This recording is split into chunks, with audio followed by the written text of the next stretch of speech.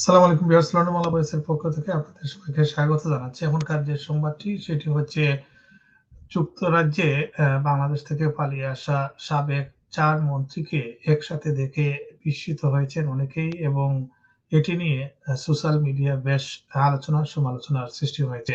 সেই ছবিটি গতকাল আসে। যুক্তরাজ্য আওয়ামী লীগের সভাপতি সুলতান মাহমুদ শরীফ অসুস্থ এবং তাকে দেখতেই আম আওয়ামী লীগের এই নেতারা তার বাসায় যান এবং আ সেই ছবিটি আম আওয়ামী লীগের একজন নেতার ফেসবুক থেকে ভাইরাল হয় এবং এটি নিয়ে বেশ আলোচনার সৃষ্টি হয়েছে।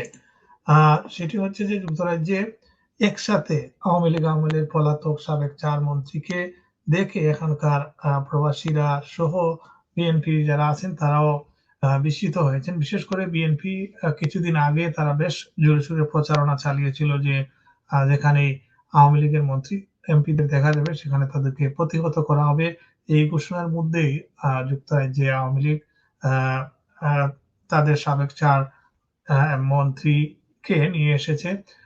যারা আ সুলতান মাহমুদ শরীফকে দেখতে গিয়েছিলেন তারা হচ্ছেন সাবেক মন্ত্রী আব্দুর রহমান, সাবেক পররাষ্ট্রমন্ত্রী ডক্টর হাসান মাহমুদ, সাবেক মন্ত্রী খালিদ মাহমুদ চৌধুরী এবং সাবেক মন্ত্রী শফিকুর রহমান চৌধুরী।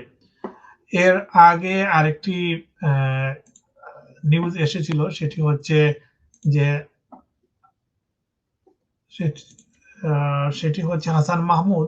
তিনি আ গত স রবিবার ঈদের জামাত পড়েছেন লন্ডনের একটি মসজিদে এবং সেই মসজিদেরও ছবি আওয়ামী লীগের আরেক নেতার আ প্রোফাইলে আমরা দেখতে পাই। অর্থাৎ আওয়ামী লীগের সাধারণ সম্পাদক আ সৈয়দ সাজিদুর রহমান ফারুক তিনি তার ফেসবুকে দিয়েছিলেন এবং সেটিও বেশ সমালোচনার সৃষ্টি হয়। তো সেই ছবিটি আপনাদেরকে একটু দেখানোর চেষ্টা করব।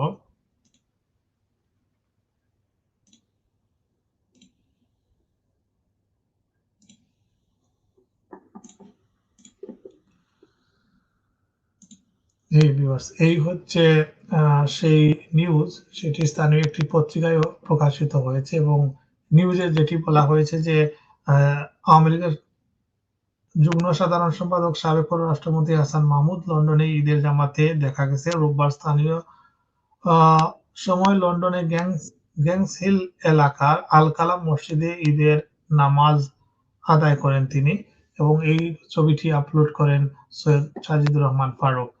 আ ভিউয়ার্স, এই ছিল আ আওয়ামী লীগের সাবেক মন্ত্রীদের নিয়ে আ আজকের বিশেষ নিউজ। বিশেষ করে এই ছবিগুলো প্রকাশিত হওয়ার পর থেকেই সোশ্যাল মিডিয়া বেশ আলোচনা সমালোচনার সৃষ্টি হয়েছে।